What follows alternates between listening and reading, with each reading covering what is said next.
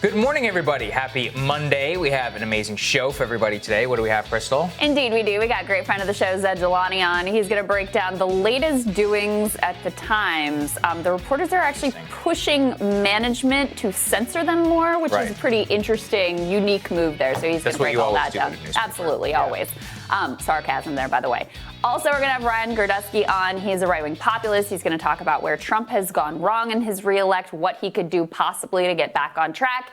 And that's kind of where we want to start this morning. Some new polling and some new updates on the campaign trail and how this is all going to play out. That's right. So just at the top, just an update. The October 15th debate is officially dead, which is good for our sleep schedules. So I'm not the biggest. That's true. I'm still sad, upset. though. No, I'm actually very sad. It's always good to have debates. It's always good. 60 million people watch these things. Especially you get real town contrast. hall one, hear from actual voters. Town hall actually would have been good, but sad to say, it's dead. So Biden's going to be doing a town hall. Trump is also going to be doing a rally. But we learned, this is from Axios, we just put that up there on the screen, that Trump is going to be hitting the campaign trail every single day of the rest of the election. So we've got 3 weeks to go until election day at this point. Some of his advisors are like, hey, we're worried that he's sick. Like, he may not be at the top of his game, but Trump is like, nope, this is it. Get me out there. He's going to be going to Florida. That's his very first campaign stop. All roads lead to Florida. He basically cannot win the presidency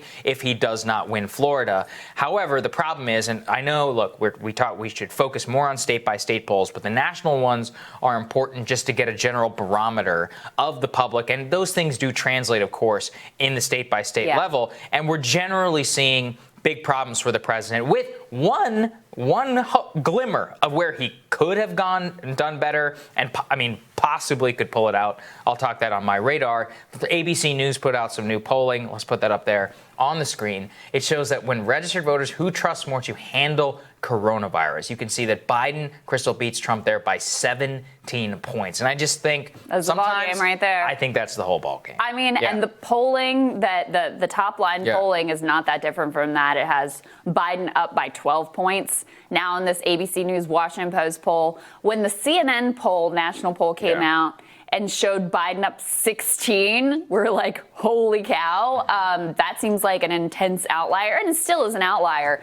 But as more polling has followed, we've seen a number of high-quality national polls with Biden at a 12-point, 10-point, double-digit lead. So now, if you look at the Real Clear Politics average of all polls, so it's not cherry picking, which we don't like to do, you see basically Biden with about a 10-point national lead overall. So what's interesting about Trump saying that he is going to, and you can see the way that it's spiked just here in the last few days, and this is over his terrible debate and over his terrible handling of his own illness, which could have been a moment when he was sort of humanized and turned a corner, but of course he did not do that. The thing that's really interesting about Trump saying, like, I'm going to be on the trail every single day, and the flurry of tweets and activity we're going to cover intensely, both of us are covering in our radars, the stimulus negotiations, which have just been like frantic and wild and insane all over the place. He clearly has realized that he's actually in trouble, like that this thing is actually going down and he is headed to defeat.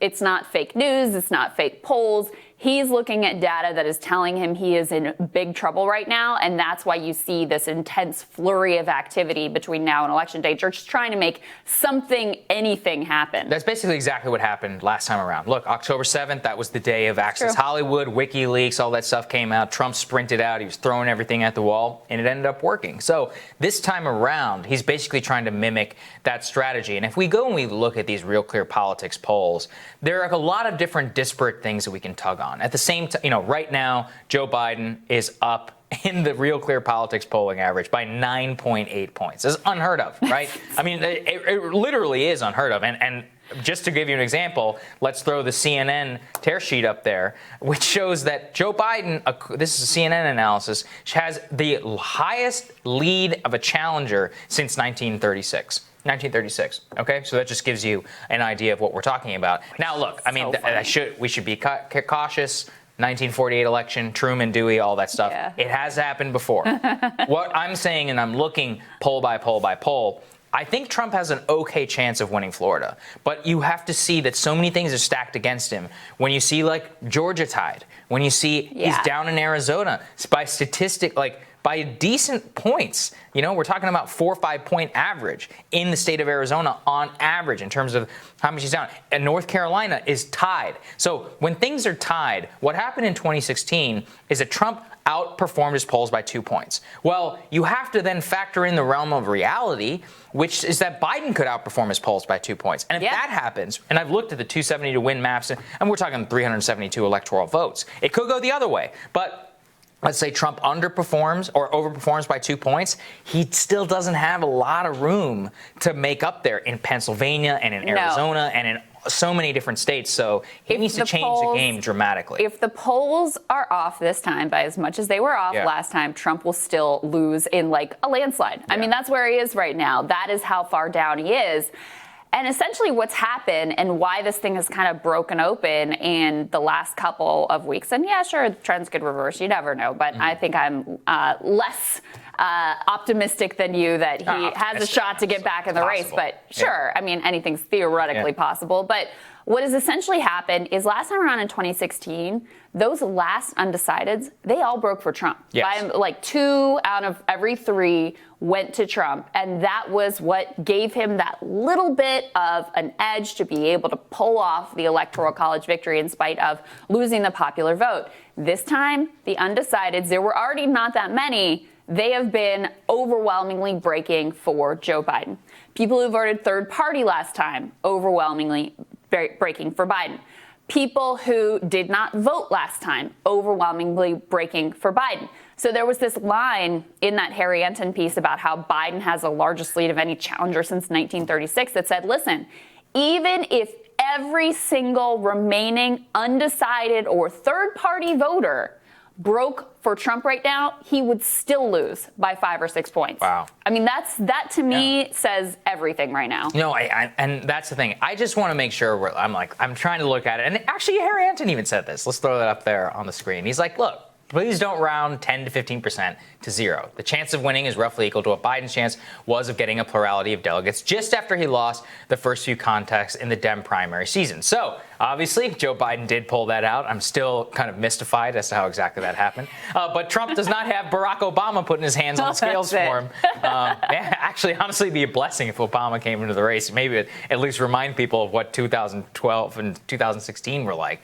But he's been kind of quiet. He's been very quiet. Interesting. Yeah, well, I mean, maybe Joe Biden's more popular than Obama, which you know just kills Obama's ego. But you go and you think about how this is all going, and you can see that, look, 10 to 15% is within the realm of possibility, but it's still a disaster. And it didn't have to be a disaster. I think that's the part where I'm really there's going to be a lot of efforts, the postmortems, if he loses, and so much more about what exactly went wrong. And I think these stimulus negotiations, it just goes to show about how much Trump became this like real Republican type at the worst possible moment, how he's not willing to throw the weight of his presidency at the Senate GOP. And they basically want to destroy his presidency by clinging to their ideology. And they've invented all these fake reasons, which you'll just love whenever I lay them out. And it's really depressing. And you can see the real impact. As you point out, that Harry Enton analysis about who's breaking for Trump and more, we got early voting numbers, which are just crazy. I mean, in Wisconsin, this is for the Times, 146,000 people had voted in 2016. This time, 647,000 have already voted absentee, mainly in Democratic strongholds. This just isn't Wisconsin. We're talking about in North Carolina, large cities. Large cities are pouring mail-in ballots into the system a month before Election Day and weeks before Election Day now, just to make sure that they get counted in the mail system and all that. You look at some of the lines in some of these blue districts, they're insane to go and vote for Joe Biden. And, you know, that's just, it's not good for Trump. There's just no other way to say it. Here's what I would say about that. Obviously, you want to look at it, you know, with a little bit of a skeptical lens, because we know that Democrats say overwhelmingly they are more likely to cast their ballot by mail. The president has discouraged his supporters. He wants them to turn up on Election Day. So you don't want to read too much into the fact that you have overwhelming Democratic performance right now. But I would say 2 things. Number one, just from a logistical standpoint, it makes campaigns' job easier when they know that ballot is already cast. It's been banked. Because it's been banked. bank, so they don't have to spend their resources still reminding this person, like, go vote, go vote, go vote. It's okay, it's done. We take you off the map. We focus on these other people. And obviously there's finite resources, so that allows you to target your resources more effectively. But the other thing, and maybe this is even more important, is the one thing that Trump has been holding on to is this idea that his people are more enthusiastic. That sure, like if you look at the numbers, Biden's up, but are his people really going to show up? Because my people are really enthusiastic. Just look at my boat parades. By the way, I was down at Smith Mountain Lake in Virginia, and I saw one of those boat parades. For myself this weekend. They're real. Look at the boat parades, look at the enthusiasm, look at the signs, look at the rallies, all of those things. But when you see so many people turning up excitedly to vote, not really for Biden, but very excited to vote against Trump, I think it kind of diffuses that talking point. Like that last thing that they were holding on to of this will be the secret weapon of why we win on Election Day. When you see how excited and how overwhelming the numbers are this early in the game to come out and vote against Trump, I think that kind of undercuts that messaging too. Yeah, it can both be true that 40% of the country is dramatically enthusiastic to vote for you and that 55% of the country doesn't want you to be president anymore. Yeah. And that is generally going to overrule that. And there's very little at this point they might be able to do. Now, look, there could be shock to the system, so much more. There could be a breakthrough in stimulus talks, but the way that things are going, the way things are going to break, I just don't think are going to break in his favor the way that they needed to. And I really do think that's the last thing that could save him, if there was such a thing, to even put it back in the realm of the 30% the 30% chance that he had in 2016. That's important to remember is, yes, if you look at the models going into 2016, all the models predicted that Hillary Clinton was going to win. But the 538 model in particular had Trump at about about a 30%, 33%, somewhere in there, chance of winning, which is a pretty good chance. Now you're down 10, 15% chance. Look, sure, you could still potentially pull it off. But at this point, you're looking at not just do I have to win overwhelmingly among the remaining undecided voters, I actually have to convince people who have decided they're going to vote for Joe Biden to switch back. And that's a tremendously hard thing to do, especially this late in the game. That's right. All right, we're going to tell you what's on our radar. So that's next.